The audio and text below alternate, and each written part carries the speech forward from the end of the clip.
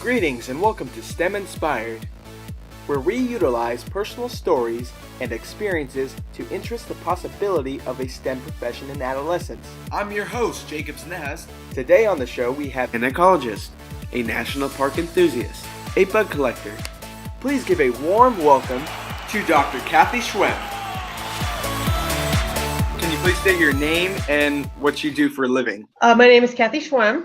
I currently am an ecologist working for the Institute for Wildlife Studies, which is a nonprofit organization based in Humboldt, California, that works on all range of wildlife and natural resource conservation issues. I currently split my time between Ventura, California and Tamales, California, and I work remotely on my computer most of the time for this organization. And what I'm working on are projects that look at a set of selected resources. So for example, in Zion, we've got about 30 different resources, including plants, animals, water quality, air quality. And my job is to, if I'm writing the document, is to do all the background research, to look into the literature, to talk to the experts, and then we do what our condition assessments.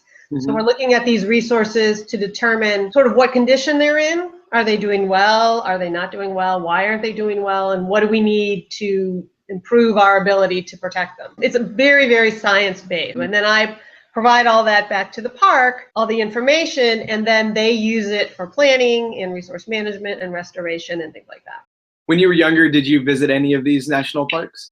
My dad was a very busy lawyer and executive in Chicago, so he didn't have, in those days, a lot of time for vacations. But when we did, we would take 2 weeks and we would get in the car and we would do a road trip to the national park. We went to the Grand Canyon and Yosemite and the Tetons and California. And would I have been doing this without that? Probably not. So going to the parks when you're young, I think turns a lot of people into parkies. Was there any specific memories that stood out to you? There was one time specifically that when I can tell you about, but I was a junior in high school, but there was just something about being there and looking at the mountains or the Grand Canyon or Yosemite or Yellowstone or even those little ones. And there was just something about it that people who appreciate nature and gain something from being in nature, you just get it. You just know that this is important. This is really important.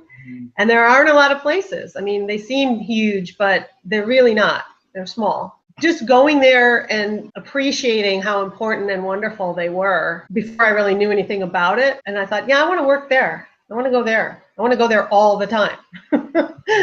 So I guess it starts out as I just want to do this because it will be fun. Do you see any experiences when you're younger that has led to your job? When I was in high school, we moved from a suburb of Chicago to a little town in the middle of Illinois for my dad's job. It was a very small school. It was in the middle of the farm. And my sister and I we did not want to go, I'll tell you for sure. My biology teacher was a woman. She was probably at that time in her 50s. And I hadn't thought about biology. It was just science. I just had to take it. Turned out I got to know her pretty well. When she was a girl and very young and in high school herself, and she wanted to be a doctor, and her father said, no, women don't become doctors. Women can't be doctors. So she became a biology teacher. And in her class, there were very certain ways that things were done. And the one I really remember was a bug collection, an insects collection that we had to do. So we had to go out and collect like 30 different orders of insects. Not only did we have to collect them, but then we had to pin them correctly through the right side of the thorax. And then we had to make little tiny labels and we had to write really small and we had to pin them just exactly right. I loved it. I don't know why,